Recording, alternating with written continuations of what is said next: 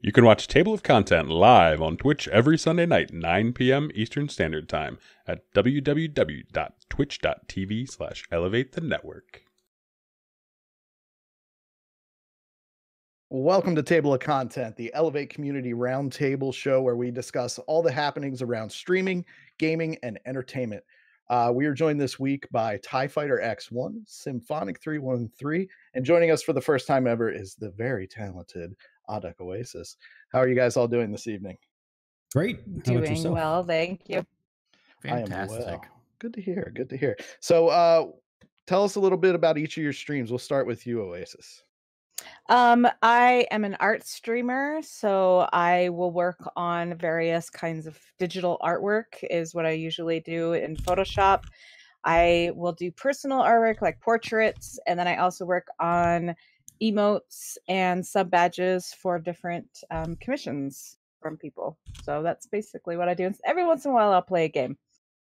So Just once in a while. yeah, every once in a while.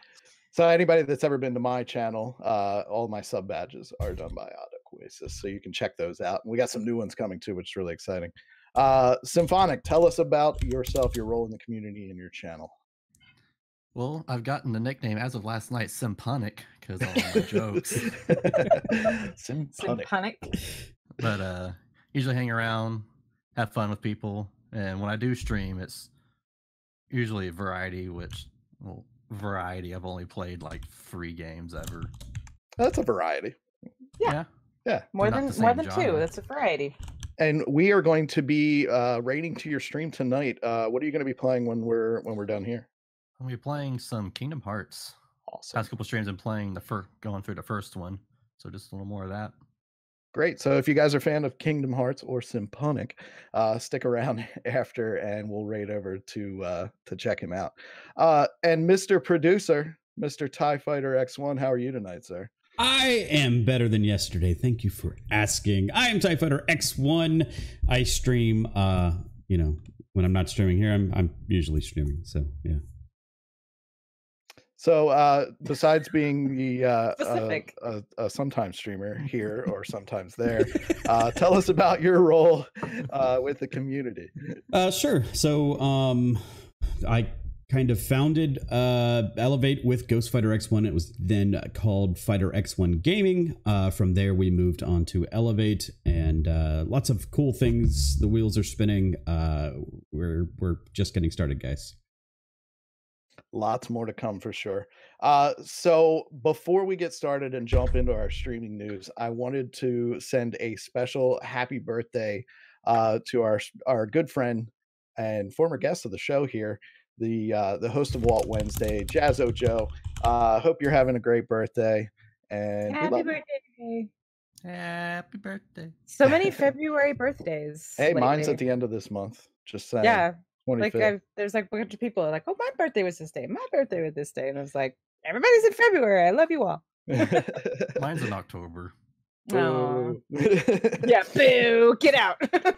I don't have a birthday. No, Ty wasn't born. He just exists. Fine, I'm leaving. So let's jump into our first bit of streaming news. So this is about a Twitch streamer called Wings of Redemption. He was having a really bad time playing Call of Duty Modern Warfare, and I checked out some of his streams. I think he has a bad time playing no matter what. His fan base, they're kind of against him a little bit, but he was A little bit. Ty's like, oh, a little bit. yeah. He started pleading for hourly donations from his viewers to keep his broadcast going. $5 a month. Yeah. Yeah, not that What girl, are you no. doing with your life? What are you doing with your life? Bad Bunny Part 2. Yeah. Yeah. So about 40 minutes into his stream, he just kind of started to demand that his viewers donate to him to keep the stream going. He said, I hate to be like this, but if you want this stream to continue, it's going to be $10 an hour. We need to make $10 in donations per hour for this poop to continue, or I'm just going to get off. So like I said, I checked out some of his past videos and it kind of seems like a kind of a normal occurrence for him. Yeah. So, Ty, how do you feel about streamers begging for money and subs? Begging for money is not selling your content. I covered this last week, and my stance does not change. However, if you want to buy a t-shirt, make sure you go to elevatethestore.com. Uh-oh. Ty killed the stream. Oh. Who didn't pay $10? Action. Hey, I was well timed. Yeah, that was. Hey, we're welcome back, back. guys. So we were talking about streamers begging for money when we were so rudely interrupted by internet gremlins. TIE So Fighter, rude. you want to go ahead and tell us how you feel about streamers begging for money and subs? And I want to add this: does it make you feel bad for them or dislike them? So it makes me feel bad for that. If you're selling your content, that's one thing, but if you're just begging for money, it's a whole nother thing. I sell my content all the time. Hey, you want to see me eat a bean? 250 biddies, I'll eat a bean. You want me to sit on your chest? Hear me throw up. You know, check out elevatethestore.com. That's selling, certain parts of the stream. That's a little bit different than saying, if you don't pay me $10 right now, I'm going to end the stream. I might pay you $10 to end stream. I'm just saying. That's $100. Okay. Boo, boo. just Donation quit. incentive. There you go. So what about you, Symphonic? How do you feel about beggars? So to kind of bounce off what Ty said, it's like you're not selling your content. It's like the way I see it, if you're doing it unironically, that's where it becomes a problem. Because if you're just trying to stream with the mentality of give me money, just to give me money, you shouldn't stream. That shouldn't be your purpose of streaming. Yeah. Well, I think a big part of it was he didn't seem to be having fun playing what he was playing and doing, I personally think people when they stream should be doing something they enjoy. How do you feel about that, Oasis? Oh, for sure. If you're going to be streaming, you should definitely like what you're doing because you chose this job. This isn't like, even if it's something casual that you're doing like outside of your normal like 9 to 5 job, you're still choosing to do it. So if you hate it, why are you putting yourself through all of that for something that you don't enjoy and then begging people to keep making you do it? Yeah. It's one of those things where it's like, you want to ask, say, I have a donation goal, or like I have something that I'm working for. Like I know one channel that they do a monthly donation thing, and but they do stuff to give people a reason to donate. Just like Ty was saying. It's as a viewer, what's in it for me? Sure. Yeah. It's like, what am I going to get in return? Exactly. And like, some people can be generous about it and say, I don't need anything, I love you. But a lot of the times people want to have a reason. Oasis is like, yeah, because even with go ahead, Ty. Okay, I was like, Oasis is like, if you don't request emotes, I'm not going to draw emotes. Pay me money. I mean, that is a job. I mean, that's kind of one of those things where I do it on stream for people to watch me make them, but I don't ask people to give me money for doing it on stream. I do ask them to give me money to do it for them at all because it's a commission, but because that's that's I mean, if you're not drawn to it, why do it? Exactly, drawn to it. Yeah. Nice. If you didn't draw emotes, do you think you would draw a mote? No, moving on. No. Okay. Everyone's like, nice try, Ty, but no. Leave that to Symphonic. Don't quit your day job there, Ty. I'm trying to think of responses. Don't quit streaming. Yeah. Actually, or here's $10 to quit streaming. Yeah, kind of going with like streaming as a hobby. It's like even people can make money doing hobbies. Like I know some people that photography is a big hobby of theirs. Mm-hmm. And they've gotten good enough of it as a hobby that they can kind of get making money do it. They're not professionals, sure, or people that are dang good and have thousands of dollars worth of equipment. Yeah. but they know what they're doing. And with Mhm. streaming, even Labor if of it's just a hobby, if you kind of put in some work, it's like with anything, you put in some work, you should get something in return if you do Sure, the for right sure. kind of work. The right Mhm. kind of work, I should clarify.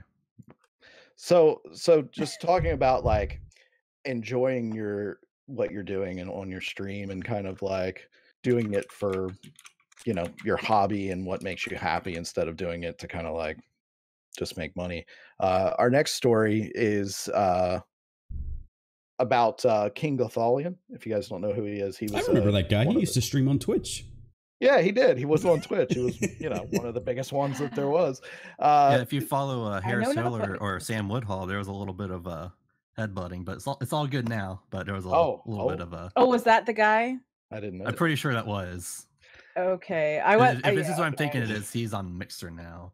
Yeah, Yes. he But is. He there's is. a little bit of That's something. who that. Okay, But it's all should clarify. been. It's Yeah, that's all everything's been all resolved. good. So don't Yeah. hate on him. Yeah, no, not Well, for that reason. Anyway.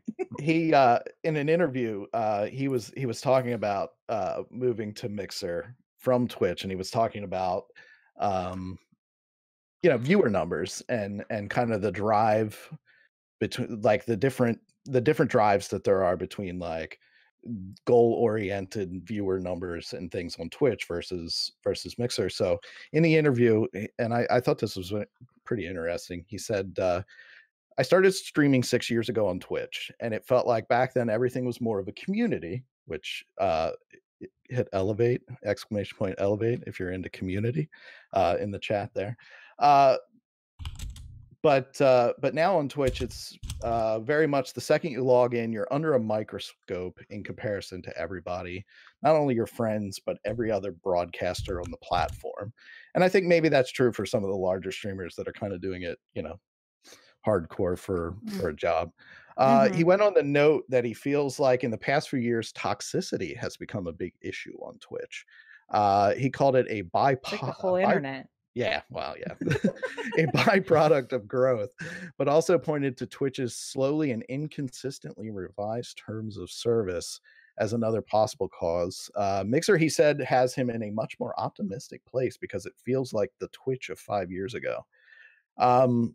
So later on in the article, it said, if you take a look under Twitch's hood, you'll find that it's largely by design. Now, I thought this was a little pointed. I don't know that it is by design. I mean, it's obviously part of Twitch, but I don't think they mean necessarily to make it that way. It's just been their model. Twitch is a platform made for gamers that itself kind of unfurls over time like a game. It has number-driven paths to affiliate partner, which unlock money-making options for streamers, as well as the achievement system with goals and getting 100 viewers together, that kind of thing. So do you think focusing on these sort of metrics is important for streamers, or should you really just ignore them and kind of enjoy your community and building that community? Oasis, what do you think about that?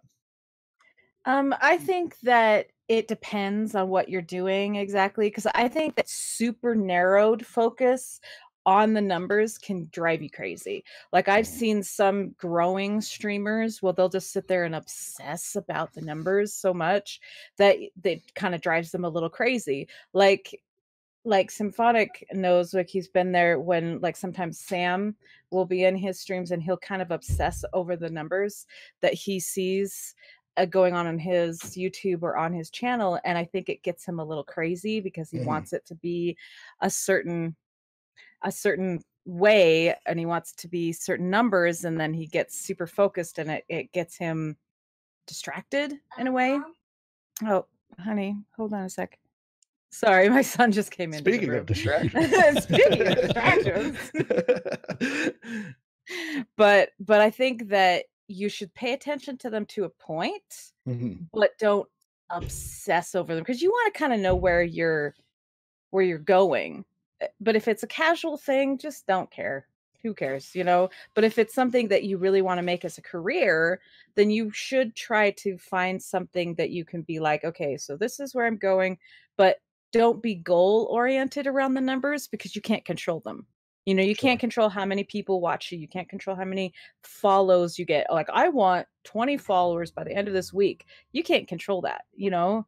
And so I say don't make goals around those numbers, but don't totally ignore them. It's like you have to have this balance in between, you know? Like completely ignoring them sometimes, I don't know, makes you less caring about the whole experience in a Mhm. way, if that makes So, sense. so do you watch your numbers while you stream? I do. Mhm. Do you? Yeah, What about? sometimes it bugs me, sometimes it doesn't. Yeah, I tend to I tend to keep them Mom, on mommy, and mom. mom Lois.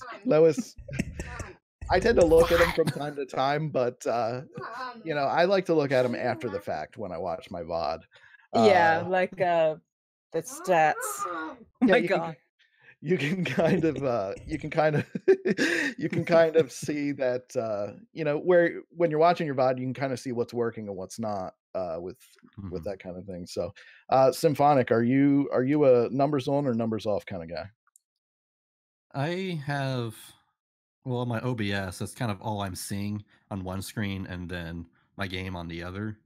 So I have the Stream Elements OBS Live Mhm. widget where I see the activity, and at the bottom it shows how many viewers I have. Had to be pulled And out.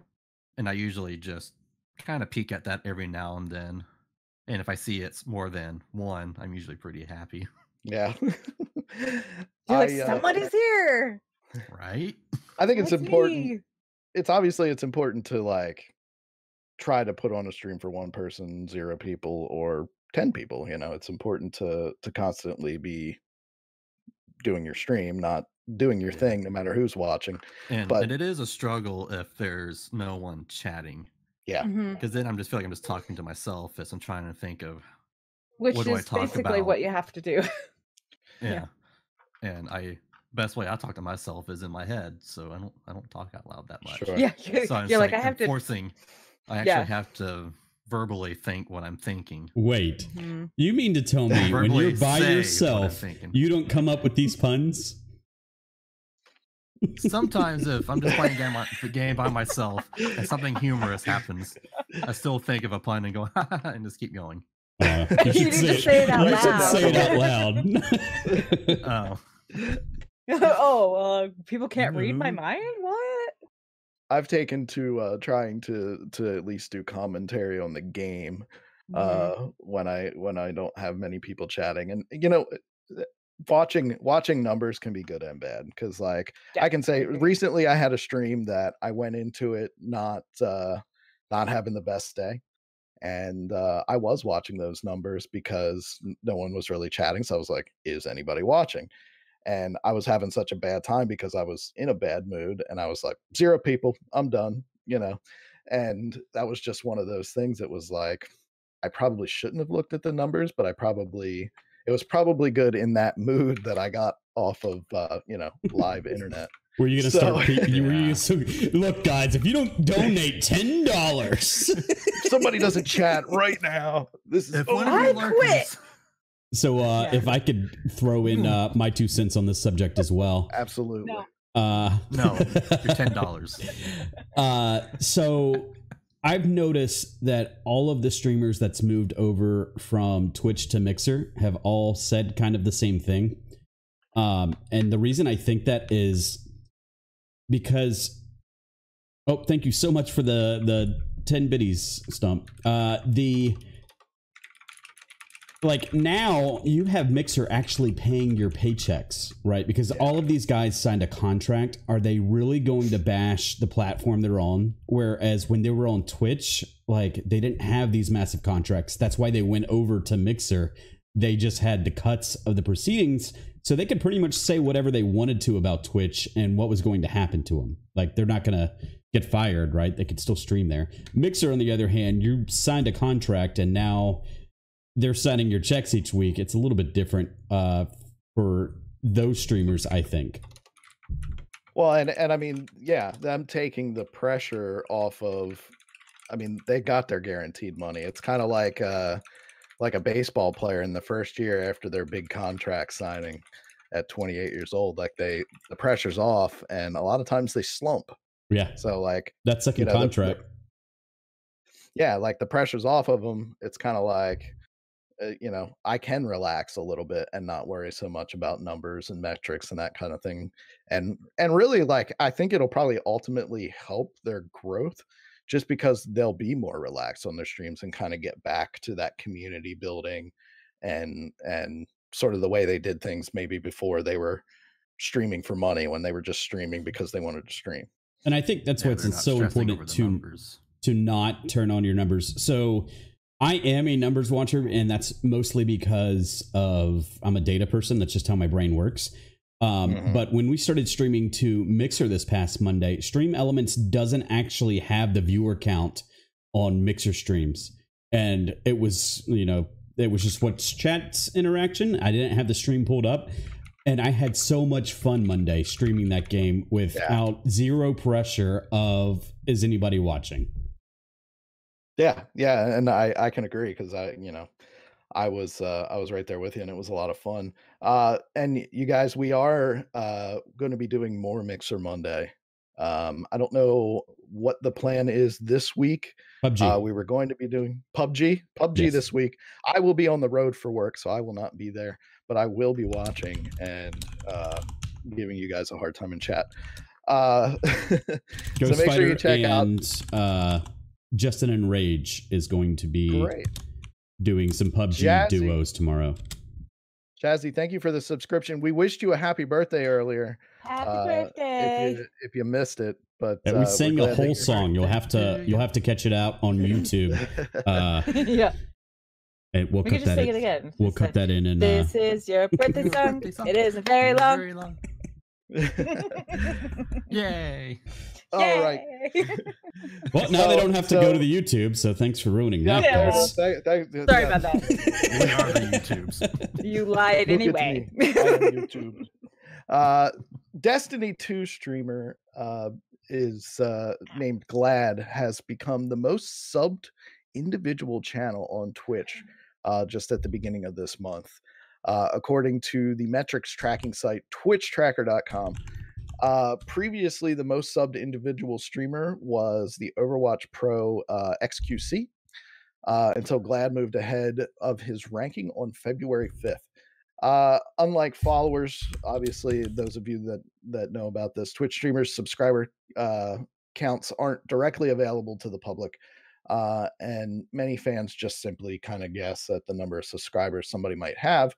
But there are sites like Twitch Tracker that can pull that information together. And according to Twitch Tracker, all of Glad's 32,443 paid subs, which means that there were no Prime subs in that number, by the way. And you can subscribe to this channel with Amazon Prime. We're not counting.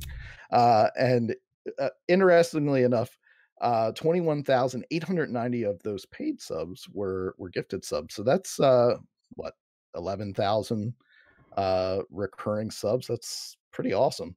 That's a lot, yeah. I wasn't really aware that these it's kind of it's a few. Speaking of subscription. Hey! Hey, thank you, Ghost Fighter X1, for 3 months, dude. Awesome. Thank you for your $5. Is this a tracking method that you were really aware that existed, and have you ever used it to look up any of your favorite streamers, Symph? Kinda. I knew of Twitch Tracker recently and Sully Gnome. But I haven't done it too much for my own stream, just because I haven't streamed so much to really have any analytics to work with. Right. But I know of it, but I don't really know how I would use it yet, just because I don't really have that kind of business-minded aspect to it. Something I hope I can kind of figure out down the road. I think that looking at your subscribers, you can kind of do that on the back end yourself, but this is kind of more like a front-facing thing, I guess, that other people can see, which I don't necessarily know if that's a great thing. What do you think, Oasis?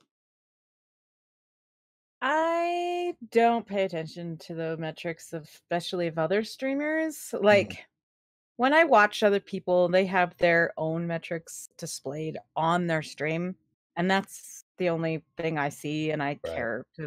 care about. And I was just like, oh yeah, that person has this many subs, and it's like, cool, that's fine for them. You know, that's awesome for them that they're able to do that and they have that kind of support.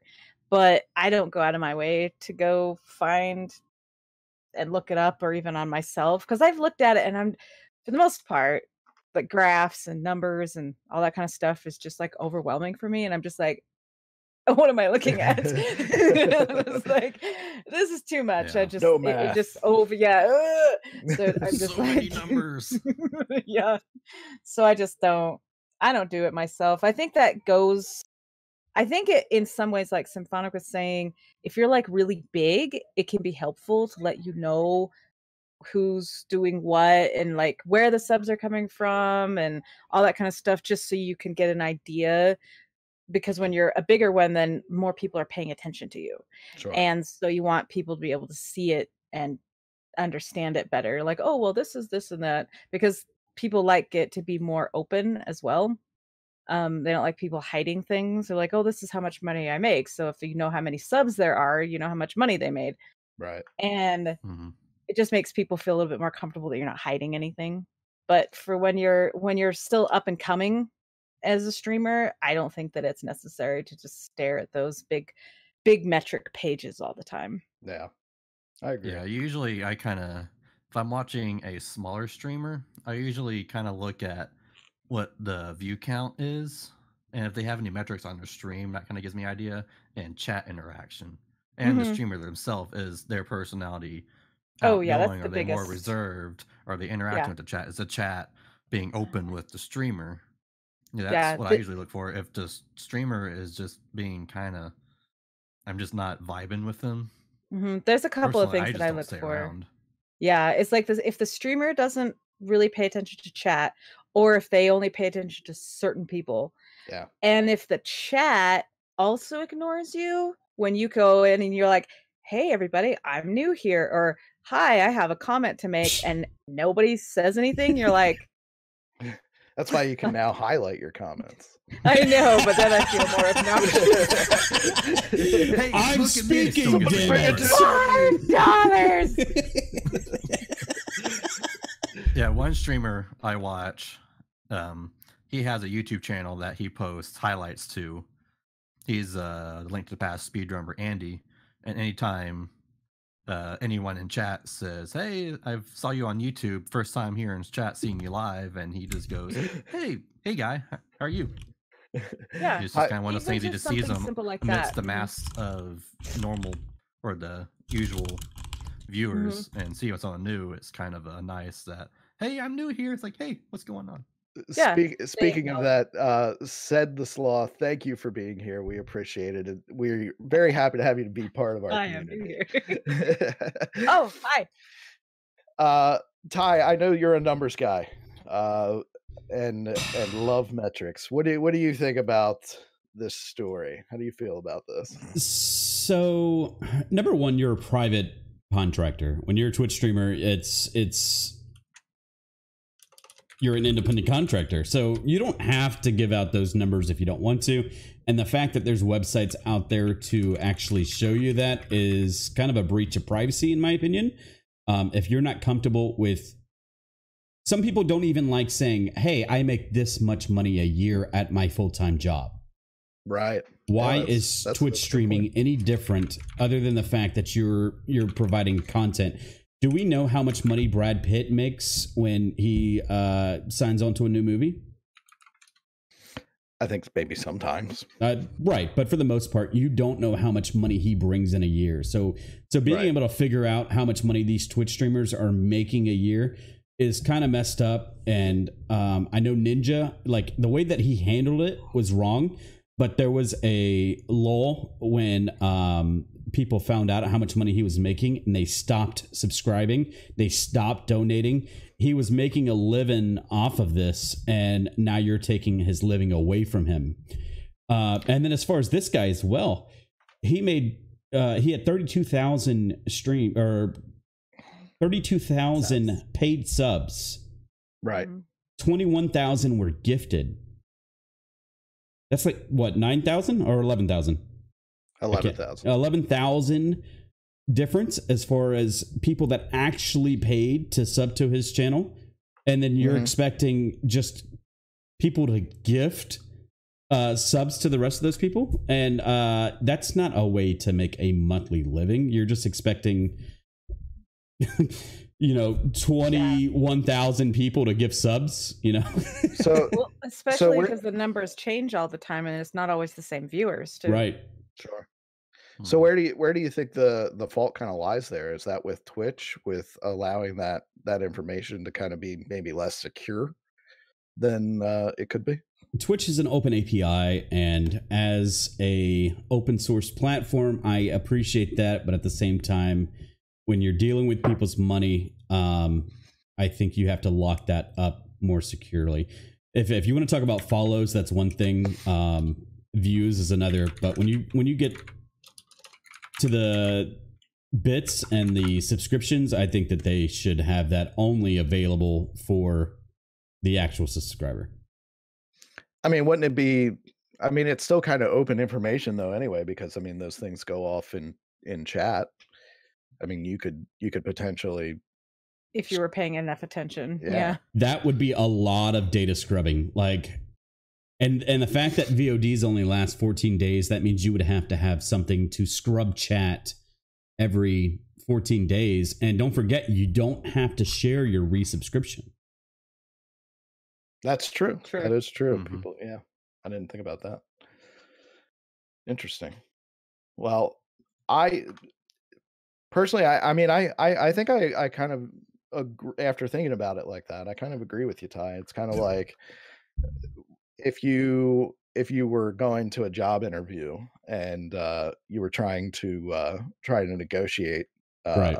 salary, and they had access to your tax return. Exactly. And Like, and now what's Mixer the- has Wait a minute. access when they're trying to sign the next streamer. They have access to how many subs they've got. They're not being valued as what they bring, which is what is wrong with most jobs these days anyway. Yeah. They want to go off of what you previously made, not pay you what you're worth. And even then, if they sign you on and then they find somebody that's, requesting more, you don't get that pay increase because you already signed on to the company to make, say 50,000, and this guy came in to make 75,000. They're not going to bump you up just because they're paying this guy 75,000. Sure. Yeah. All right. That's kind of where, like, being business minded, you gotta know kind of how to negotiate, I guess. Mm-hmm.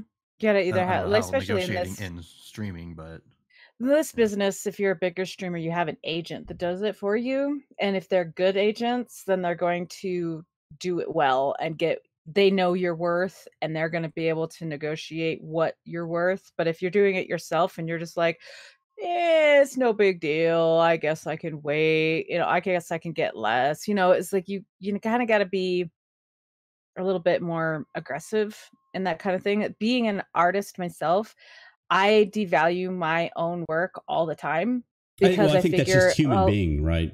Everybody but is I mean, their like, own I worst don't critic. think I'm worth that much, and it's just like, well, I don't want to overcharge people, or I don't want to make them feel like they're paying too much, or because I know what it feels like to not have a lot of money, and then making prices higher.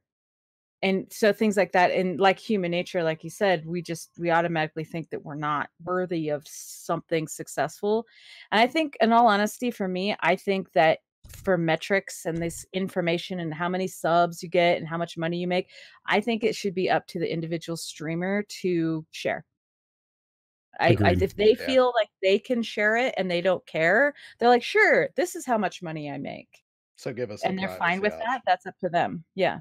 Speaking of devaluating yourself, though, if you guys need emotes done, sub badges, go check her out. She does work that is better than the amount she best. charges. Way better. Go give her some commission, guys. Thanks, guys. You're the best. I still have to finish my website. So I'm This just would like, have been a I good will place get to it plug done, that. and then I'm just like, I think there's so I think much to do. I think we need to get a very special Oasis design T-shirt on the store. I think that could print money. For sure. That's all I'm Big saying. time. Maybe we work something out. Profit Give me sharing. that money. So I want to go ahead and move on to our next thing. We're gonna watch a little video here, guys. You may have seen it before, maybe not. Have fun doing laundry, Tetsu. Oh, Very sweet. Yeah, don't worry about it. Well, we can switch scenes in a minute. this stream is hot garbage, We're tired I of would this. say, so far. How about you guys? It's just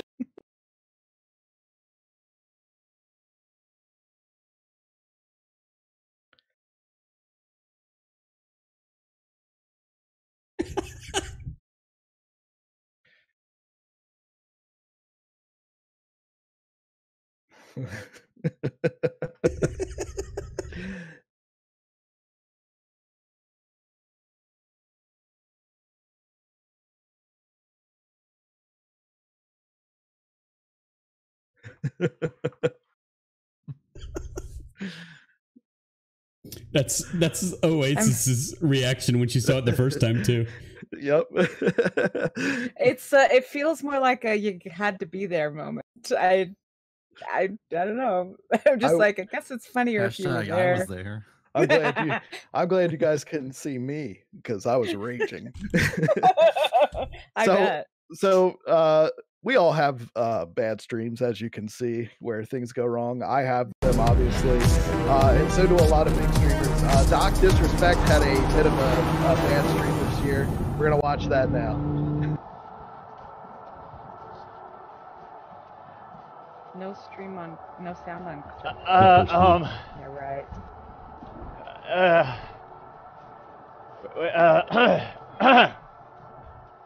Hey, production! Production! Production ran away, apparently.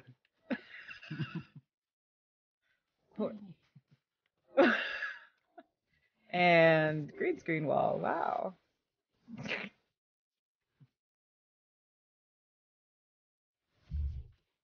I gotta get one of those. A wall. Production! Yeah, just a green wall. Production! Production.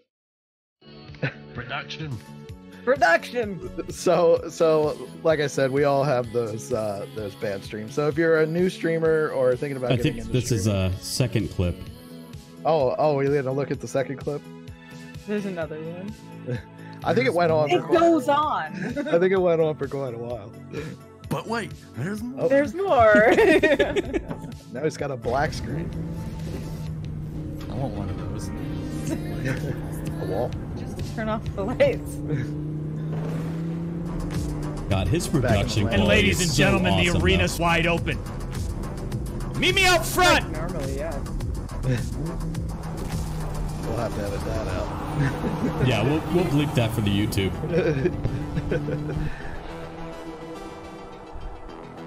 Get that 1 kilohertz sine wave ready. So, like I So was it's saying, supposed we to all be. have those bad streams. If you're a new streamer, don't worry about it because it happens to me. It happens to Doc Disrespect, even though he's a smaller streamer than me. But don't jinx yourself. So no real question, guys. But I All right, now you're back. if that was on purpose. Speaking Thank of you, Mr. technical Producer. difficulties. Troll time. So you said you haven't had any of those yet, Symphonic. What about you, Oasis? What's your biggest stream fail? Let me think which one. Which one sticks out there's the been- most? Yeah. There's been plenty of times, honestly, where I was just in the middle of something. Usually it happens when I would start a game. When I was doing my art, things seem to be okay. And then I was like, I feel like playing a game. So I'll pull up a game that suddenly my computer's like, I hate you. Before I upgraded my computer, I had my old computer, and it didn't matter what I was doing. If I was doing Photoshop, if I attempted a game, anything like that, the fans would run really loud and everyone could hear it on stream. And that was fun. And so they nicknamed my computer Casper because it sounded like a ghost in the background. And so it was Yeah, just he's like your number one fan too. like Straight out, the time. Casper! I was like, yeah, I was like, shut up. Like, so I mean, that's probably one of the things that always stands out This to me. So really when I blows. yeah, so when I got a new computer, the noise went away, and everyone's like, "Oh, it's Casper," and I'm like, "I don't." You know, Just fire like, it back up once in a while. You're right. Little Here you time go. check. Yeah, so that was probably one of the things that always bothered me is not being able to have a computer that could handle the stream while I was also running a RAM hog of Photoshop. Right. So, but I mean, there's been times where it's lagged or crashed, and people are just like, excuse me, but you're not on the screen. And I'm like, oh, Sometimes the internet just goes out, you know. What can you do? yeah. Ty, what Andrew. about you? I know we've all witnessed some of your greatest Yeah. hits, but Ty, what's your happened to number you? one? Every stream is a technical difficulty. So Every stream. I think my biggest thing is I try to do too much that my computer wants to do. So I have too many ideas in my head. I expect too much from my CPU. Now this You're is like, the second why don't I time. Why can't we have just have a a better $10,000 computer? setup and just Yeah, everything that's- was fine? Right? This is the second time now somebody has said that he impersonated me the other night. So Ty, I got to find out about this because you never explained this to me. What did you do to impersonate me the other night? My stream just dropped frames Oh, left and right. Yeah. Okay. My internet. So what actually happened was my kid was playing Xbox in the living room, and when I'm streaming, I usually run a 100-foot Ethernet cord from the living room all the way to my bedroom where my stream setup is set up. And one of them, the Ethernet's broken on both sides. So if you like barely kick the cord, the clips, the bottoms of the clips, don't exist. So they just kind of like push into the CPU and they push into the router. And so like one little tug and it's just loss of a Ta-da! dog. Yeah. So Yeah. $100 or That's how 100-foot you see it. Ethernet Now you cables don't. on my Amazon wish Those list. Those aren't cheap either. No, not at all. Well, I had to get one of those. if you make your own, they're very cheap. Yes. Just cut off the Yeah, ends well, and I don't put on solder. some new. You don't I- have to solder. I need all 100 feet I don't that make things. I already have. I almost I'll just died. ask my dad. He knows how to do stuff. I almost died running So does mine. running an Ethernet cable from Shut up, my Fox. basement up into my attic and down into this room. It got to be like, I don't know, 140 degrees or something in the attic while I was up Oh, there. dear. And I was just I went when I climbed down, I went outside and threw up because I was Oh like, gosh, I my dad bet. was like, you're really red. You look really red. You think? You're like, Hey, your exposure's really high. Yeah. What is wrong with you? Get back up there. That You're was, just my oxygen mask. just was it was just a scary. really heated Yeah. moment for you. it was a heated exchange between me and my dad. Boy. So speaking of heated exchanges and rivals, Xbox has said that Nintendo and Sony are no longer its main rivals. Phil Spencer, Microsoft's head of gaming, said he now considers Amazon and Google as their top rivals because of their cloud computing infrastructure. Mr. Spencer said that traditional rivals like Nintendo and Sony were out of step with the future of gaming, saying that's not to disrespect Nintendo and Sony. Sounds disrespectful to me. Yeah. But the traditional gaming companies are somewhat out of position. I don't mean Yeah. to be a jerk, but But Yeah. you suck. Yeah. No offense. No offense. offense, Oh, by bud. something offensive. Oh, That's bless always her that's always heart. the start of the offense. Yeah. Not to be rude, but I'm going to be rude. That's the big thing in the South. Oh, bless your heart. Yeah. Did you just say F you in Southern? Yeah. With cloud gaming, players do not need to buy a game console. Instead, the games are run on servers on huge data centers with footage streamed over the internet to a TV, computer, smartphone, or tablet. It means that players do not need to buy discs or download games and software updates, which can take a long time. However, it will require a fast and reliable internet connection to stream games, which is probably going to be a big issue in a lot of places. What changes going forward, Ty, do you think we'll see from not only the traditional media companies and gaming companies, but maybe from our internet providers and data providers in the way we kind of start to consume video games now? So, IoT, which stands for Internet of Things, is massive these days. You have smart fridges, you have smart phones, you have you probably have Smart a smart toilets. toaster. They exist. Smart toilets. They exist.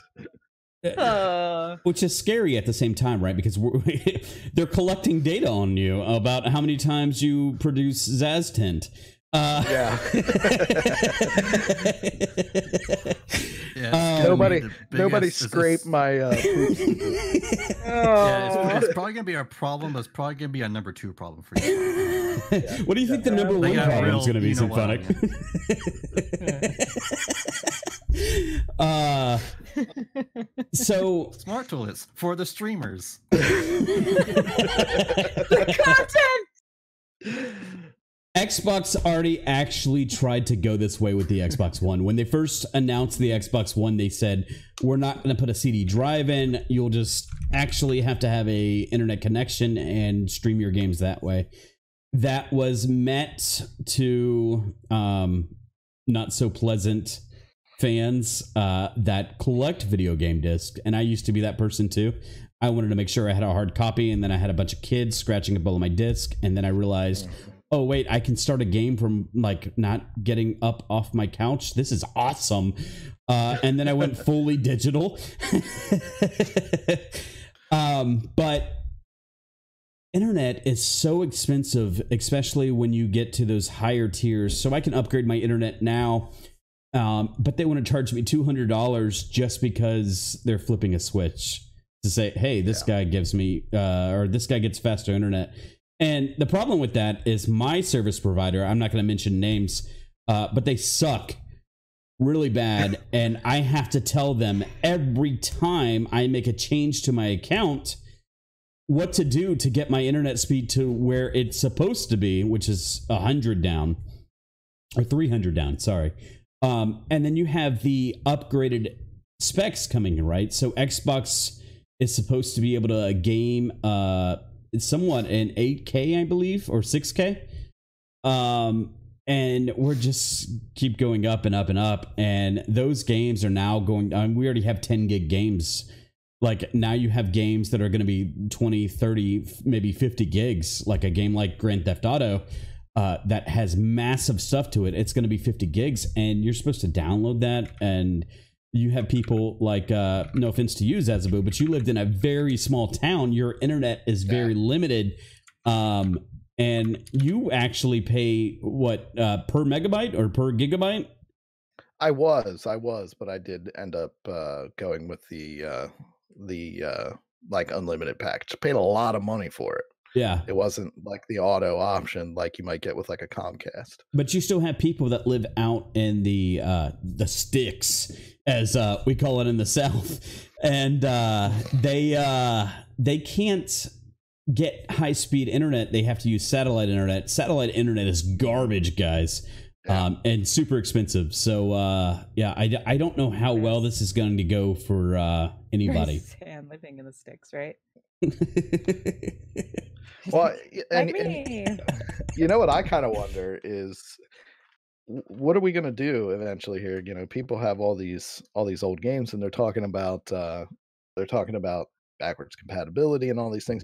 Are you going to be able to take those old games like you can and have them digitized like you can with movies. I know like Walmart has a service where you take your old DVDs in and they upload them to like an account, and then you can access that account online without is that something we'll be able to do with our old games? Because I was just eventually, thinking about the old VCR DVD dubs where you put the VCR on one side, you push record on the other, and you waited like 6 hours for them to convert. I can remember people hooking, and then you get it, and it's all desynced, and you're like, I can remember people Frisbee the recording DVD TV away. shows with their camcorders, hooking their camcorder. How do up I to the- adjust tracking on this thing? How do I rewind the DVD? be remember- kind, please. Wait, it doesn't do that. Hey, Rewinding it is just throwing it behind you. rewinding. I'll call it. If you don't, There's rewind, some it'll people cost you in chat 25 right now cents. that has no idea what any of us are talking about. Like, rewind. rewind. You may Guys, go watch out for backwards 10. Blockbuster. He's going to Yeah. come out. Go soon. Start back 10 scene seconds? over. Jump to scene 6. Yeah. My I worked at a video store for a long time, and You poor thing. yeah, actually, it was probably the best job I ever had. But it wasn't a Free major movies. It was like a What a thing. local thing. I got to pick out Mhm. what games we got. But rewinding was that's a big cool. deal. You Yeah. get hit with that rewind fee.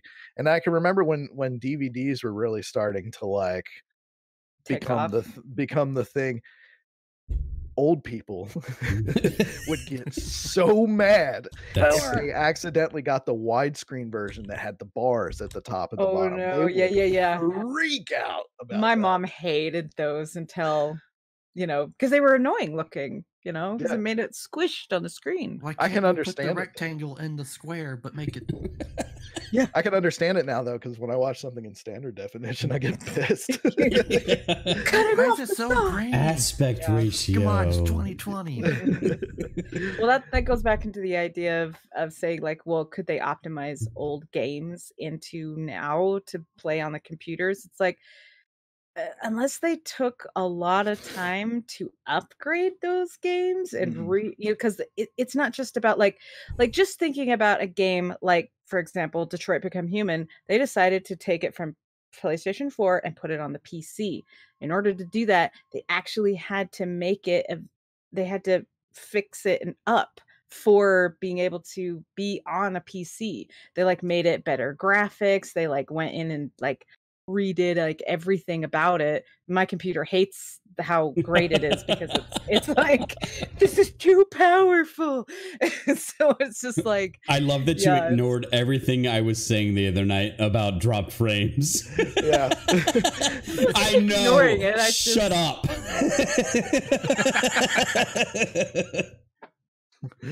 I just didn't- just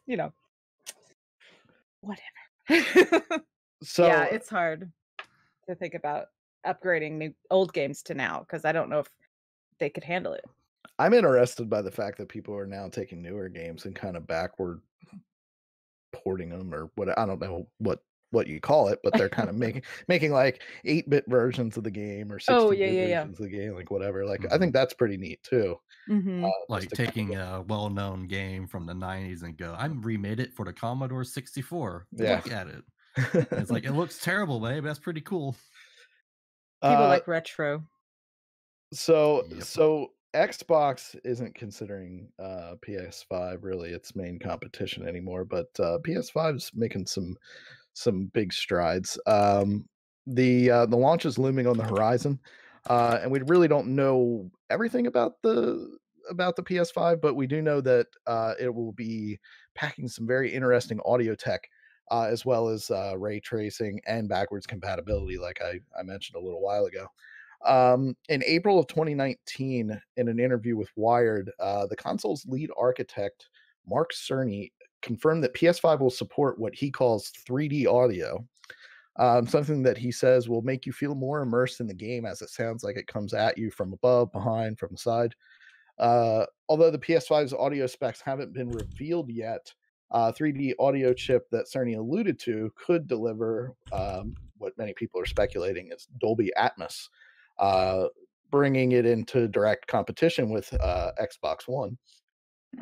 Symphonic, can you explain a little bit, being kind of our resident audio expert, what is Dolby Atmos, and what are your thoughts on kind of the impact that it'll have for PlayStation? Yeah, so Dolby Atmos is basically a way of recreating audio and giving a 3D space. Like your typical Dolby Digital is usually encoded to 5 channels and a subwoofer. So that's your typical 5.1. So you got your left, center, right, and then your surround left and right and subwoofer. And Okay. that kind of gives you somewhat limited 3D space. That's usually more of a horizontal. If you hear stuff to your front left, you hear stuff coming from behind you, like there's a airplane going, and you hear it from behind you and going forward.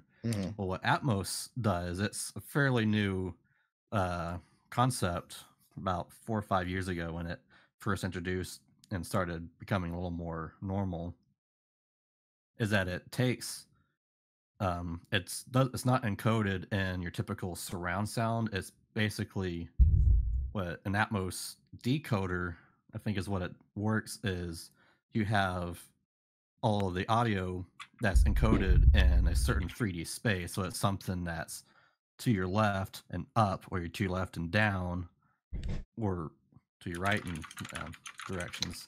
Okay. But it's giving you 3D space. And what some of the equipment that you need for it, from what I've read, it gives up firing audio. So instead of having stuff going at you, it's going up towards your ceiling. Or I think in a more ideal situation, you have speakers literally above you firing down at you. So that gives you your vertical sense of sound. So that this audio, and that's what Atmos does. You have all of this 3D space, and then it gets decoded with an Atmos decoder to put it into your 5.1 system, or from what I've read, 5.1.2. So you got your typical left, center, right, surround left and right, your subwoofer, and your upwards Your left overheads. and right. Gotcha. So it encodes to that and then spits out the audio.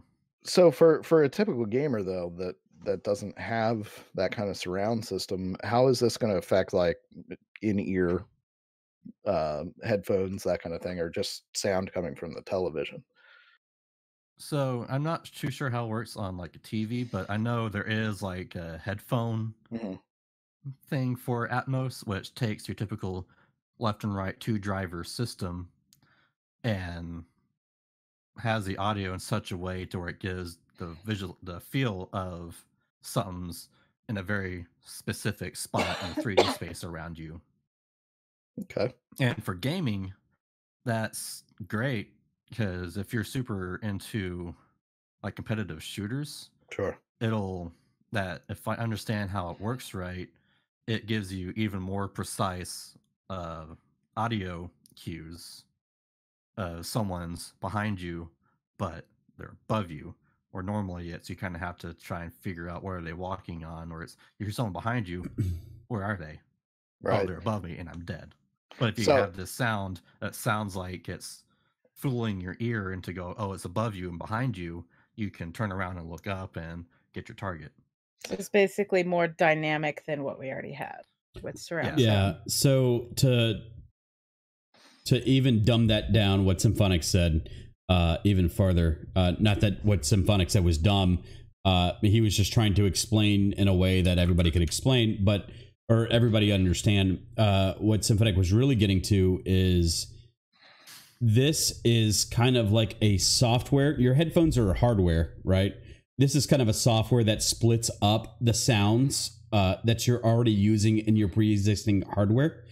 For a TV, it's not going to do anything because the TV is straight in front of you and it's coming at you, right? But if you have headphones on, it's splitting up the drivers in your ears already into different sections to where you would be able to hear that a little bit better. Interesting. So when you forced me to play PUBG with you, I'll know what direction I'm getting killed from more accurately. So Atmos is so I know where the bullet's coming from just before I die. Xbox. I know for Atmos for Xbox it's like $10. And they actually have Microsoft has its own version of Atmos called Windows Sonic, and it does pretty much the same thing, just not as good as Atmos. Atmos is like $10 if you want to Like buy a just license. flat out $10? Yeah, it's really cheap. Yeah, 10 or 15. Yeah, or something. it may be Not 20 super at the expensive. most. And it just improves sound overall. Like, highly recommended for anybody. Even if you're not playing it, like even if you're just watching a movie, hearing the different sounds of the Netflix show you're watching, if you're using headphones, if you're watching the TV, it still doesn't help, guys. But if you have surround sound too, it'll help because it'll split the surround sound. Even if you have 5.1, it'll split that 5.1 out into different sections. Very interesting stuff, guys. It's a Yeah, little. the only catch is that you do need to have, like, since Dolby is a proprietary thing, you do kind of need to have the right equipment, and to get the best of the best, you gotta pay up. Little scratch. So we need Dolby equipment, so that'll be $10 an hour, guys. But just to kind of add to the topic of audio with gaming, That's 4 that was subs, something by that- the way. We only just it seems like it Hey, would be hey, 2, don't talk but about it's really 4. I'm not going to say anything else, but yeah, it's 4, not 2. Okay. $5 a month. But it was something I noticed when I was playing some computer games, going from like my PlayStation 3, where it had actual surround sound encoded audio in the games, but going to computer, it was like, where's the surround sound? It's just stereo, and it might, and if you have a sound card that can do kind of take it and surround, it doesn't sound great. That's something I feel is probably kind of the next step, and I've seen some discussions on it being a next step, is that graphically we're really kind of pushing the limits of what we can, but audio has kind of been lagging behind. It's kind of more of a just kind of make sure that the sound design is decent. But if you really want to have like great graphics and immersive audio, that can be quite big. So more than likely, we'll see one of the more immersive type games kind of probably push that boundary eventually. Yeah. I mean, because 8K is really a waste of money. Like, everybody's saying like, oh, 8K is the new software. Your eyes can't really see 8K over 4K that much clearly. Audio is Our eyes aren't what's built for lagging. that, Yeah. My eyes can't see much anything. Like, It was funny because my wife, like, without her glasses, she used to watch stuff all the time, and I'm like when Blu-ray first came out, I was like, oh my god, look at this is so awesome. And she's like, I don't see a difference. And she's not wearing her glasses. And like now she puts on her glasses and she's like, oh, I get it now. Yeah, I remember the first time I saw HD video, it was just like, so cool looking. yeah. Well, especially if you go and you look at old movies that are like Right. 50 years ago, and you're like, oh, this is so hard to watch because it's so grainy, like everything about it. So thinking about even games from back in the day, you know, when you used to play Nintendo games, stuff like that, and then people would be like, wow, these graphics are so cool. Yeah. And then you come today and you're just like, wow, like it's amazing what they can do today, and then saying, oh, we need to have better visuals and better things like that. And I'm like, our eyes can only see so much anyway. Like, so the it's not Blu-ray really jump to the point. 4K wasn't really that noticeable. It wasn't like standard definition to Blu-ray, right? Right. That was a tremendous jump. Blu-ray to 4K was not a huge jump, and 4K to 8K is not going to be a huge jump either. So Kind the of fact not that worth they're the money. selling like these Xboxes and stuff, oh, we got 6K, we got 8K, like that's kind of just a cash grab. Like, I don't need that It's like because So, it's not going to work. yeah, it's Move like too a hype quickly. word. Right. Yeah. so do you think we're kind of at the upper limit of what we'll see as far as that goes? Will they keep pushing? Unless we can For- get for higher resolution? computerized. Well, I mean, that I might think not- I think that what that would be more interesting to push forward from this point on would be VR, because the more advanced that gets, the more interested people will be in it. Mhm. Because you think about like the movies that always show people being immersed in some sort of a virtual reality, either by just hooking it up to their brain or they're wearing a full body suit sort of thing.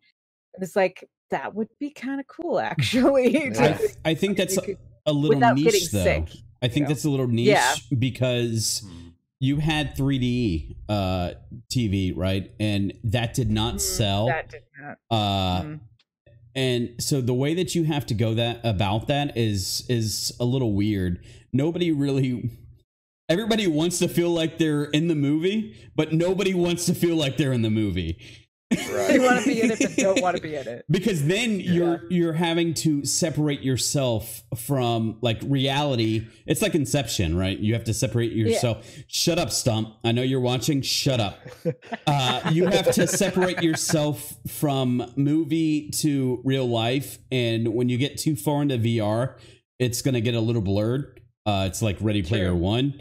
And I think a lot of people are going to have issues, especially older people, separating that line as far as trying to immerse themselves in those things. The Matrix has you. It could definitely Follow the become white rabbit. it could definitely become something that could be very addictive in a way too. Right. Like I remember Star Trek having an episode of one of their characters that had an addiction to the hologram Mhm. bridge. You know, he'd go Holodeck. in there, the holodeck. Yeah, I was like, what was the word? And he would go in there all the time, and he would be shirking his duties because he was so addicted to being in this fantasy world. Shut Ty, what are you, 5? Yes. Explains everything. Okay then. No, but like, and so I can understand that idea of people using it to escape reality to the point that they've warped their own reality, that Yeah. it could become dangerous. But I mean, that can be true of regular video games too. Especially some point people. of view, right? Like if you go to like point of view, we'll just call it videos, and you never have to leave the house again, right? This is a family show. I said videos. So speaking of never Families leaving the too. house again, Nice segue. Corona- We're supposed to Coronavirus. leave now? the coronavirus outbreak is leading to delays in video game manufacturing. All three of the major consoles, Nintendo, PlayStation, Xbox, are manufactured in Taiwan, which has recorded multiple patients affected with the coronavirus. Nintendo put out a statement saying, "We can confirm that the manufacturing of some Nintendo products for the Japanese market has been delayed due to the impact of the 2019 NCOV coronavirus outbreak. Nintendo does not anticipate a significant impact on our broader global supply chain for our system and accessories at this time, and product sales in North America and Europe, including pre-orders, are not affected." They would like to express their concern, as would we. But this isn't just going to affect console makers either. Private Division said that they are delaying the Outer Worlds port for Nintendo Switch due to the coronavirus impacting the Virtuous team that they have working, providing them. So it's basically not going to give them enough time to finish the development of it to meet their dates, but they will be releasing a physical version of the cartridge now that they did mention now that the launch date will be pushed back. On the same day that the city of Wuhan went into quarantine and halted air and rail travel, analytics company Aptica identified that the mobile game Plague has risen to the top of the App Store's top paid apps. The game is centered around the spread of infectious disease, if you've never seen it or played it. It's on sale right now I think on my Steam. husband has played that. It's on sale. Yeah. Of course it is. So what are you guys makingly? What are you guys making of the growing epidemic and the rise of the plague game? Oasis, what are your thoughts? Well, the idea of like want to be careful about, where that it's coming from and be cautious about the things. And so I understand the gaming companies being like, well, we manufacture this stuff and we got to be careful about, sending out anything that might have the virus like all over it, like if they have their workers coughing all over their things. But then like the plague game, that just seems like a bunch of people being like, let's see what it would be like if it was real. How many can I kill? It's like with the spread of it just seems kind of, I don't know. It's not ironic. I'm trying to think of. I can't think of the word, but Morbid. Yeah, it's morbid. But I mean, it's not uncommon for that to happen a lot. Like people to have like something happens and suddenly people are interested in playing games that have certain natural disasters in it because an actual natural disaster happened, and it's like, what is wrong with you people? It's like, okay. I mean, at the same time, it's like we don't have a zombie breakout apocalypse going on, but it's like if people were like, oh, there's an apocalypse going on over in that other city, I'm gonna play a game and pretend it's real. It just seems weird to me. I don't understand the morbid playing of a game when there's an actual epidemic. Yeah, I mean, I've played the game. It's one of those. It's kind of just like you have a map in front of you, and like you grow the virus. It's my husband played it on his phone, and I was like, make people nervous and play it on the airplane. But while you're playing. As you were talking, nobody explodes. As you were talking about people coughing on things, I was thinking about, I love to pop bubble wrap, but that's probably like Chinese air inside of there. I don't know if I want to be popping much bubble wrap out of my stuff anytime soon. Symphonic, what do you make of the delays with the coronavirus? Doesn't really sound like it's going to affect us here too much. Yeah, it's going to affect Wish.com. Was going back to the last topic of like virtual reality is going to be so infectious that it's going to mess with our reality. Well, now we got like game manufacturing. I just got coronavirus from VR. It's infecting the people.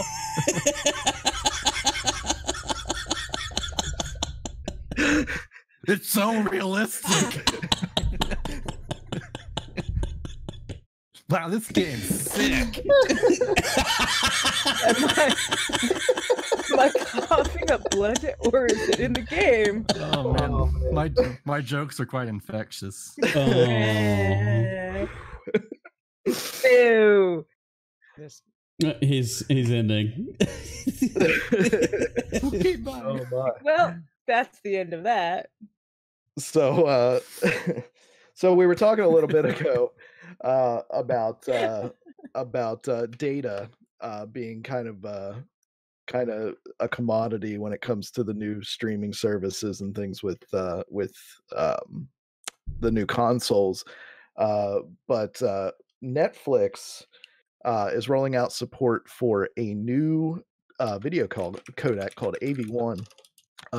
Right now, it's in its Android app, which the company claims compresses video 20% more efficiently than the VP9 codec that it currently uses.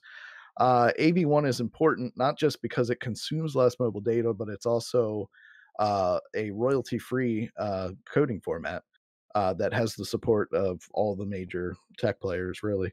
The group behind the standard, the Alliance for Open Media, was founded in 2015 by Amazon, Google, Intel, Microsoft, and Netflix, and then in 2018, Apple joined their efforts. So Engadget noted that enabling the codec for YouTube playback generates a warning that streaming AV1 in HD requires a powerful computer, which kind of made the writer wonder how the AV1 encoded Netflix videos will impact the battery life of smartphones. So, Ty, what are your thoughts on the tech community kind of putting their approval behind a format from the get-go? What do you make of the impact on the data saving versus battery life? So we go back before, right? With the Xbox, the new Xbox Project X series and the PS5. The Xbox Project X series is literally a PC tower. Like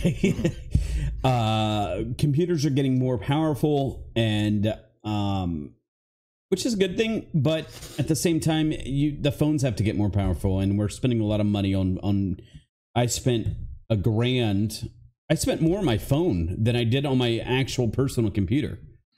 No, I didn't actually. Now that I think about that, oh damn. Well, then you're doing it wrong. Yeah, right. We do need a more compressed video file because, let's face it, MP4s are.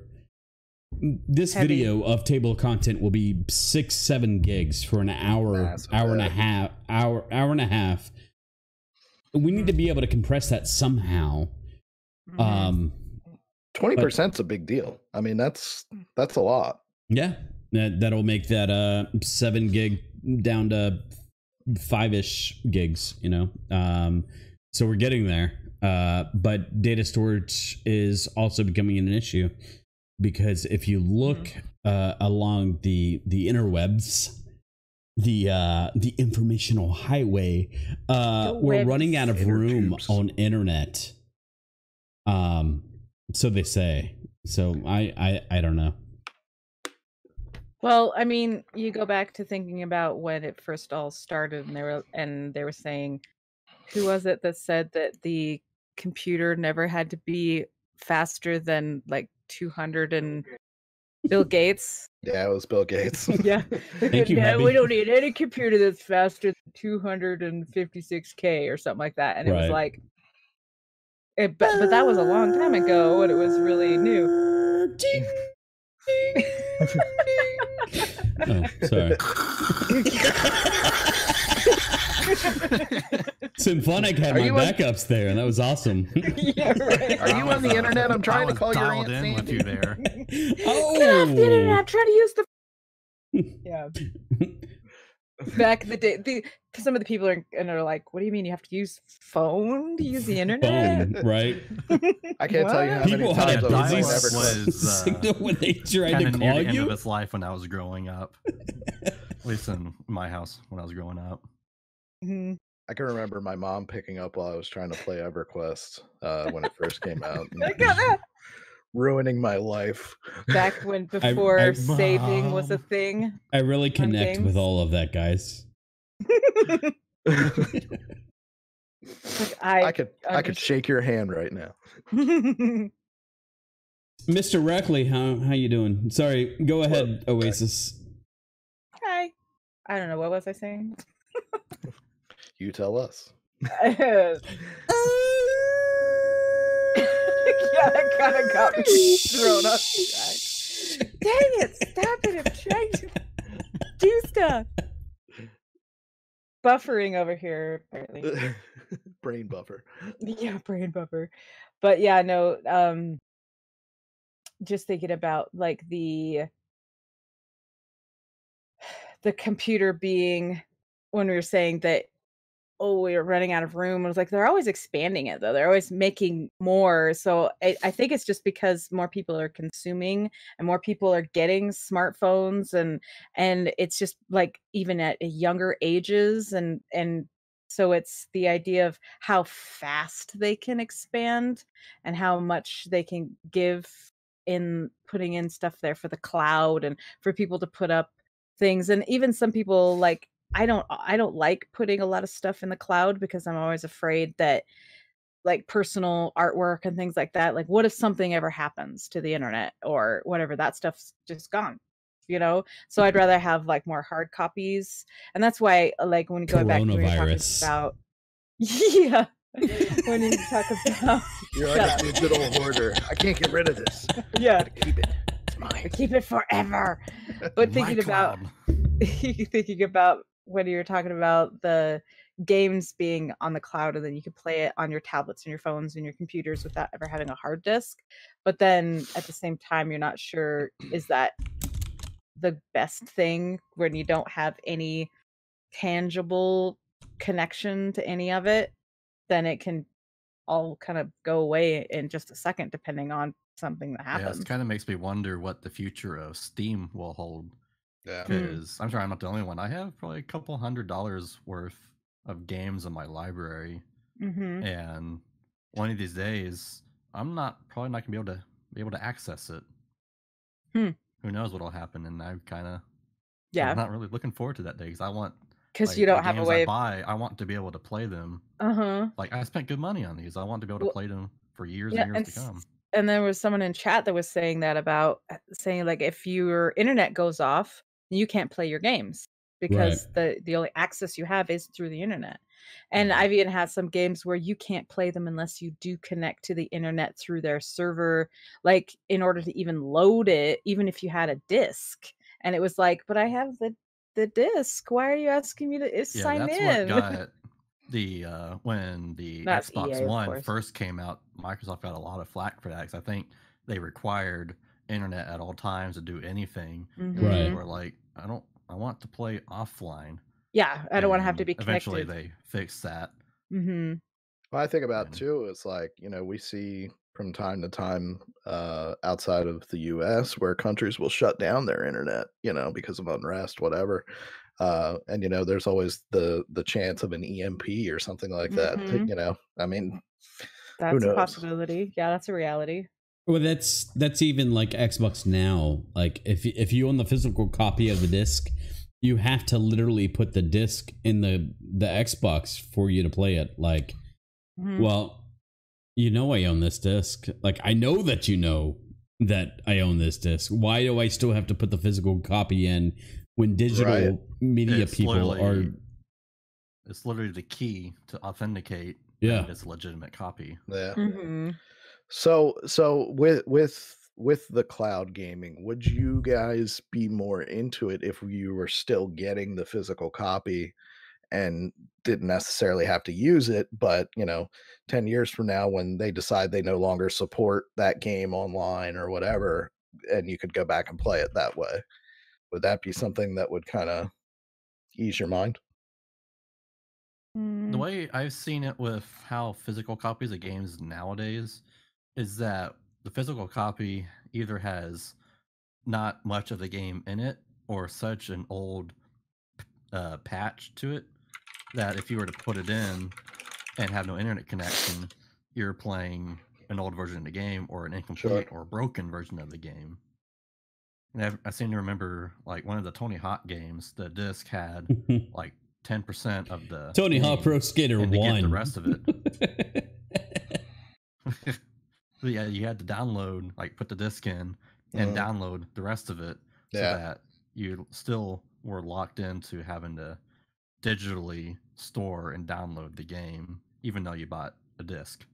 When are we going to get a VR version of Tony Hawk Pro Skater? That's what I want to know. I would suck I think I so broke my bad. arm. I love those games. It was all about the manual. If you could manual between moves, you could. When I was growing up, I didn't have Tony Hawk, but I had Razor, the scooter. Basically Tony Hawk, but you're on a scooter doing tricks and stuff. Tony Hawk, but not Tony That's what I Hawk. had. So Oasis, you just said I just broke my arm, and it reminded me, like, do you think that we'll ever get to a gaming place where like we hook up sensors to our body to where we feel the pain that our characters are feeling? Oh gosh. Matrix I style, hope not. basically. Oh, that would be horrible. But I mean, I could kind of see a sort of adding it to maybe like a slight buzz or like you ever had not like a shock, but just some sort of a Muscle feeling, like, you know, like how stimulation, right? muscle Yeah. stimulation, like how the PS4 controller vibrates during Right. like when you get hit or something, but that if you had like a suit and it was like sensors all over the place, you've got shot, you could actually feel it, but not to the point where you actually felt like it was broken. Or because I would think that would do your body harm, because it would have to be more than just hooked up to your Right. brain. It would have to be physical, and like you take off your suit and you're all bruised and you're like, what the It's just But like, they it's say like, I don't that think anybody would the play a brain is game. powerful enough to stimulate pain, right? So if it was just hooked up to your Can be, brain, yeah. if it was just a helmet that you put on and it was like, okay, you got shot in the kidney, here's some kidney pain. It actually is kind of funny because I've mentioned this movie to people, and a lot of people have no idea what I'm talking about. But there's a movie with Bruce Willis called Surrogates, Mhm. and it's Mhm. basically about him being. It's like a VR, but not really, because they're actually in androids hooked up VR into an android that can walk around the city and be you, but you're at home controlling it with your mind. Yep. And it was interesting because even though you couldn't feel the pain, people still reacted sometimes to certain things, like suddenly you were about to crash or whatever, and so you had to take off your Bless helmet you. because it scares you. But like, I think that for me, I don't think that I would be very interested in playing a game if there was simulated pain, because I Symphonic, wouldn't what about find you? it. It'd be an interesting concept, like kind of the idea of a suit. It's like the days of the N64, you had the rumble pack you would attach. Well, now you got Right. like a rumble suit or something We'll see. that vibrates certain areas Mhm. or does something to kind of I would. not just kind of more so Like a little simulate- bit. Yeah. more so simulates that something happened. Like if you're playing Dark Mhm. Souls, and an enemy Yeah, I smacks mean, you into wouldn't your expect arm, like a shock to feel knock you on a your shake in ass, your arm. right? Yeah. Like Like if it was like all of a sudden your arm just falls off. It's like what the? you're, I mean, people with- come home with- like, what happened to the house? Well, With that, I you got know, shot. if it was like simulated, Why am I bleeding? Yeah. I feel Oh, warm. I knew Razor it was blades just come out of the violent. suit, cut you in those Oh, areas. jeez. Good. Yeah. Serious. Moving yeah, on. there. Moving on. Yeah. So The ultimate PUBG. speaking of pains in your brain, Antonio Brown is threatening to sue Logan Good Paul segue. Wait, over Antonio a Brown, phony- the Steelers? yeah, like Oh. the No, wide the receiver. Patriots. Wherever he is these days. But yeah, he used to play for the Steelers. Whatever. He's an NFL player. He's threatening to sue Logan Paul, everybody's favorite YouTuber. Everybody's threatening to sue Logan Paul. So I don't know Logan who Paul, Logan Paul is. He's an Uh, idiot. That's all you need to It's probably know. for the best. He's a YouTuber. yeah, he's the one that showed the dead body on his stream, right? Is that him or was that his brother? I don't know. I think that was Some one. guy. Yeah, that's some guy on the internet. But Is so that him or is it he's- brother? Sounds like a family. Great family. He's been doing like boxing matches with other celebrities. Yeah, or he saying- he fought was it KCI? KSI. Another KSI, another YouTuber.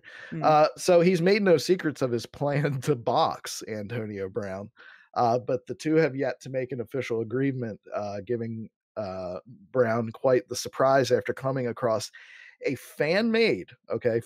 poster for their potential bout. The rivalry between Brown and Paul began after the Football Pro challenged the Maverick to a boxing match via Twitter in January. Since then, their feud has grown consistently more heated, with them coming face to face to talk smack after the viral Jake Paul versus Anderson Gibb fight on January 30th. Brown called out the YouTuber in an Instagram post after discovering the fan-made poster, which boasted a placeholder date and venue that could easily have appeared legit to those out of the loop. And Antonio Brown said, "Tell Logan to send me the contract or I'ma sue him. I'm gonna sue him like I sued the other YouTuber." I'm about to sue the kid and destroy him for using my likeness. The wrong likeness. The wrong likeness. uh, t- so, do you guys think this is for theatrics for the fight, or is As far Antonio as Brown I'm that dumb? concerned, as far as I'm concerned Yes. with the Paul brothers and what I've seen with Antonio Brown is that I can't take any of them seriously at Yeah. this point. Mm-mm. So it's just like I don't care. Supposedly Logan or Jake Paul boxing is a big hit, but I don't know. Yeah, I don't even think I knew who they were either. Like Ty's like, who are these guys? I don't know who they were either. Like a year ago, but then their names came out because they were being stupid and they did stuff that got them actually on news channels. And it wasn't just, oh, a YouTuber did something stupid. It was like serious. And then next thing you know, he's like, oh, I'm gonna run with this bad vibe and make everybody notice me more by being more stupid. And I think, in all honesty, it's maybe a little of both, but I honestly think that Brown is just being big-headed. He's just being like arrogant, like, oh, how dare he allow a poster of my face to be there and pretending. It's like it was a fan-made poster as like a joke where he's like, hey, these two are gonna fight eventually. And it's like, who cares? You can't sue somebody for their fan doing something. Sure. It's Yeah, like, for someone who I think was if Antonio he Brown's a supports wide it. receiver, right? Yeah. I don't Yeah, he didn't receive that very well. know. Antonio Brown was an He didn't excellent catch on. receiver. Simp's like, Uh, I gotta make sure I'm making this joke correctly. Yeah. Yeah, I wanted to make sure that I would pass. Don't worry, we'll fix Yeah. that in post. Mhm. That's a This is I wanted That's to a make sure I route. would route the joke correctly. yeah. Okay. So my feedback, I don't know who the Paul brothers are, right? Logan Paul or You're his not brother. missing anything. Okay, boomer. Okay, yeah, probably. Yeah, all right. And you call me a boomer. I don't care. They are Brown. not relevant to me, and Antonio Brown is not relevant to me because he's not out doing anything. He's just trying to grab some cash. And if that's what they're doing, Probably for his legal fees. great job. If that's what they're doing, great job. All right, you're in the headlines of table of contents. You're relevant, obviously, but For no. 5 minutes. yeah. Moving This is on. the big Until time. we move on to the next. Yeah, now next topic. Now, this next topic I am very excited about. I watched the first two Moving on. episodes of this Just gonna show drop kick that topic called away. That's the quickest topic yet. called Mythic Quest. It's going to Apple TV. It's a story about a video game development studio, which is about to launch its eagerly anticipated expansion to its popular role-playing game.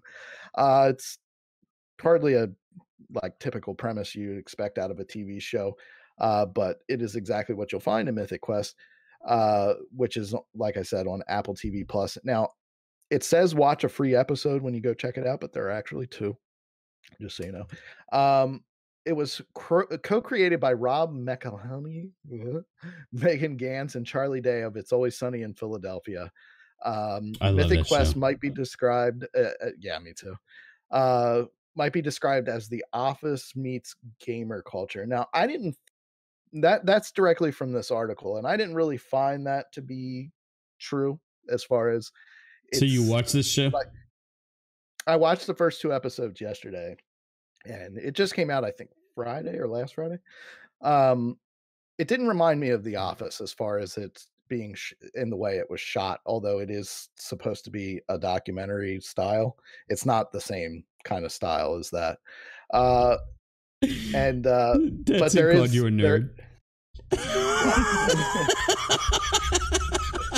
thank you. I mean, that is true. Symphonic. Or was she? Oh, she was calling calling Symphonic. Symphonic. There. No, Mystic Quest was a good game. It was actually the first It Final is. Fantasy game I ever played.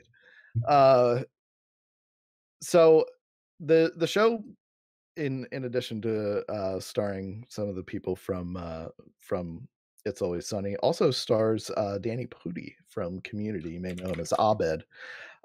Real life video game publisher Ubisoft was also instrumental in conceiving, producing, and consulting for the television series. They were quoted as saying, "Yes, it's a comedy, but it's also grounded in fact."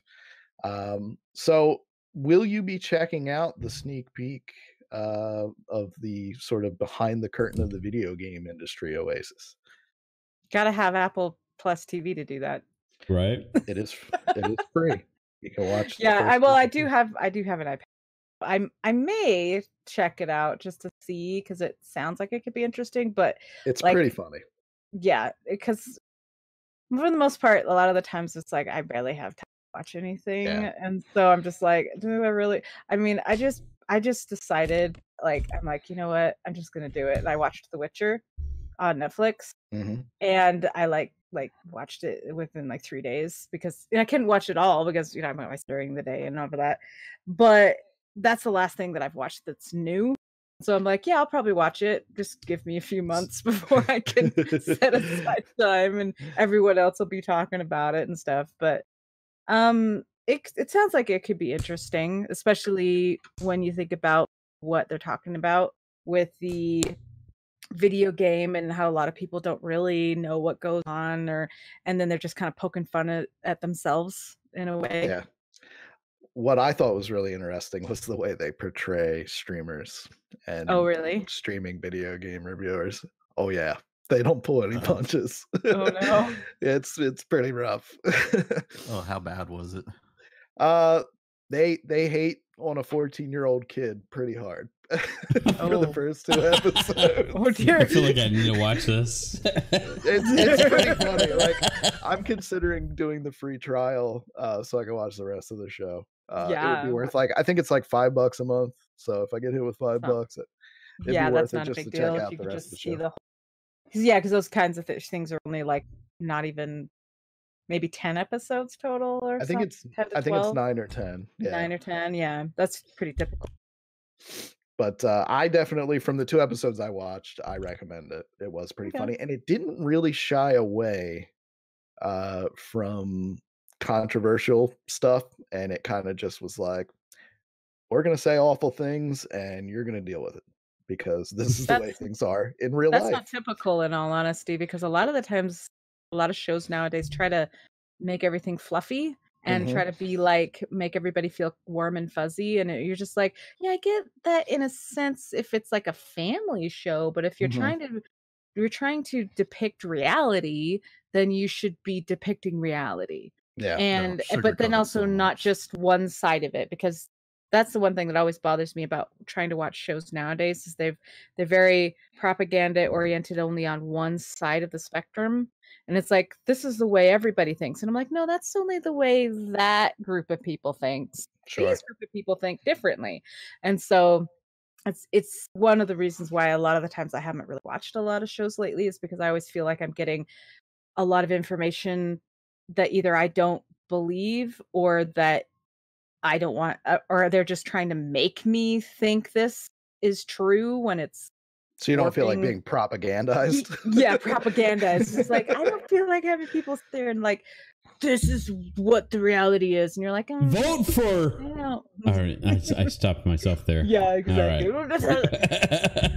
You know, but I mean, like, it's fine. If you want to try to tell people about something, but then you're trying to say that this is the reality, Mhm. and it's like, but that's not really true, you know. So it's interesting when you get like something that's trying to do like a back. Stop it, Ty. Trying to do like a back thing where you're you do it down Sorry. there. Sorry. That's who said vote for Ty. I'm just, I'm see. agreeing with her. All right. I'd Oh, be an this is excellent really president. offensive. Let's do this. No. Simp. I want to be secretary of memes.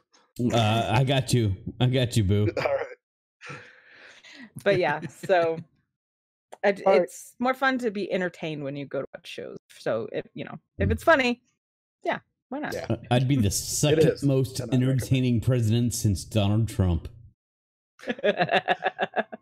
Do you want to be that entertaining though? Instead of 3 a.m. tweeting, it's 3 a.m. Twitch. Yeah. Can you imagine a streaming from the old- president? Oh my god. Live stream from the Oval Office play. Hey, watch me I mean, explode he this had- continent. I mean, Donald Trump I'm gonna push has a this Twitch button. channel. Does he really? Yeah. Yeah, does last have a channel. year Yeah. he does have a channel. They put up the things like the events and stuff. They just live stream it through the events. But I've seen some people like on YouTube that will jokingly like be like Donald Trump playing Fortnite or something, where they're like dressed up as him. Just, like, it's pretty funny. So it's just like that would be really funny if he knew about that. Like if he did game, like you see politicians being like, So hip.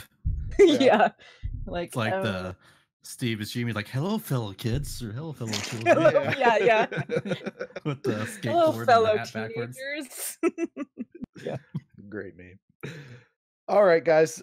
So do you have anything that you would like to plug? Symphonic, why don't you go first, since you have something that you should definitely plug. I should probably plug in my controller so I can play PlayStation on my stream coming up That's right right. after this. That's right. So we're gonna raid out after this, guys. We're gonna go check out Symphonic stream tonight. So make sure you stick around and give him a follow. You're what, 16 follows away from what you need for affiliate? 28. Let symphonic math. Let me check. I was like, I just got like a bunch of people wanting to follow. Stream manager. Also, we've never rated from this screen. It's not going to look pretty, guys. The end of the stream's going to be pretty bad. We didn't raid out to Ghostwriter? Yeah, we Well, No, to be no. fair, it'll equalize the beginning of the stream. Oh, Yeah, that that's is true. That is true. bookend it. It balances But- itself out. All right, my friend. Yeah, well, I have 17 followers left. all right. So let's And see if then we the can get him other- there, guys. Yeah. get Symphonic, into just the- don't like close your video, but don't disconnect Don't from the leave the Discord call. yet. Yeah, I can do that. All right. So- Oasis, you want to go ahead and plug anything you got coming up? What commissions are you Yeah, working on? I stream tomorrow at it's 9 p.m. Mountain Time, which would be 11 p.m. 11 Eastern Standard Time, Eastern. guys. So y'all are like, I'm in bed by then. But yeah, so I'll be doing some artwork. Tetsu's an hour behind you, actually. She's on the West Coast. West She's Coast? Pacific. Woo. Yep. So that's why, yeah, it's usually put Pacific time, so people are like, oh, okay, because nobody knows what time is. Like, they there's don't. another time zone. I was like, It's the pointless time There's zone. Eastern, Yeah. there's Central, and then there's Pacific. Pacific, but Mountain time. Pacific East and Pacific West. Time zone. What's your time zone? Can you be more Pacific? I mean specific. Yeah. No. The Um, Pacific Ocean. But I do have some commissions that I'm working on, emotes for a couple of different streamers, one of them being a YouTube streamer, so that'll be interesting Cool. because I actually have to like there's different sizes, so I'm just like, well, I work big and then I shrink it all down, so probably work on some of that tomorrow. Very cool. Mountain time people are even confused when someone names something in their time zone. We're live at 7 p.m. Mountain time. When? Wait, what? When? What the, We- what the we fuck have is to mountain calculate time? Well, the funny thing, well, that's the thing is like when they say somebody says the time zone, I'm like, oh, okay. So I automatically think it's Pacific time or Eastern time, depending on wherever they live. Nobody ever puts mountain time in there. It's not like there's any bunch of states and part of Canada that are part of mountain time, but whatever. It's a pretty big area. Just a bit, little bit of Mexico, and then the rest of the ocean, you know. But yeah, that's like people living out in Hawaii being like, it's Hawaii time zone. It's like we're by ourselves. No idea what that is. Any They big are 4 commissions you're hours. working on, Oasis? Commissions, yeah. They just the emotes and some badges, and I have a list somewhere on my computer. You missed out her best one she had to work on, which was mine this week. Yes. yeah, I know, yeah, I yeah. did work on Zaz's 3 badges that he just They just are gotta very finish him. sweet. Yeah. Yeah, I finished him up and I showed him to him and he's sweet.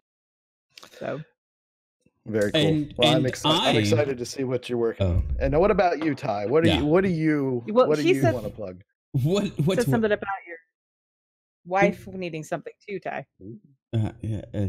she always needs something. I'm constantly not delivering, guys. Okay, but you can catch me on Twitch usually on Tuesdays, Fridays, and Saturday nights. Fridays kind of up in the air now. Eventually we'll be starting some Friday night Facebook. But Tuesdays, Saturdays, twitch.tv/TIE Fighter X1.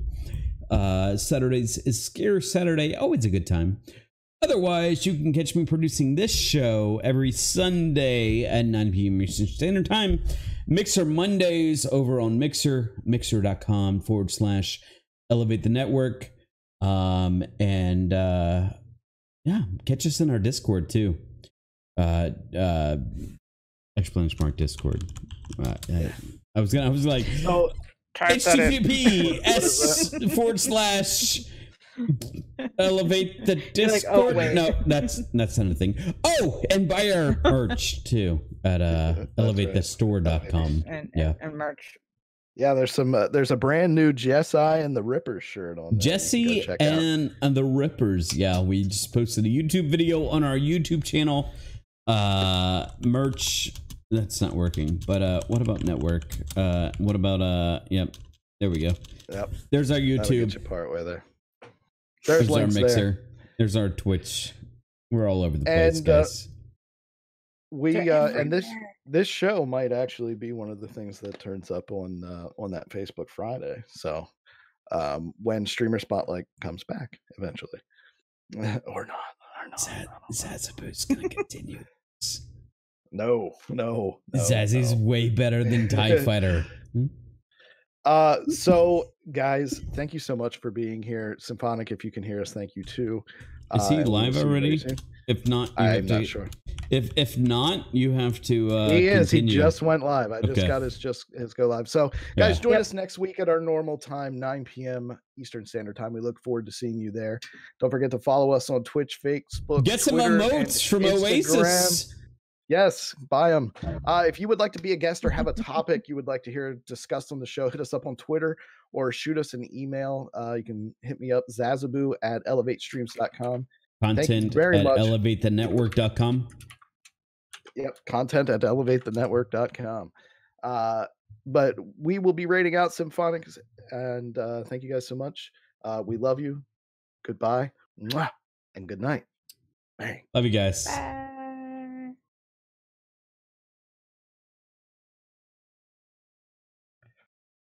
And we are out. All Oasis, right. thank you so much for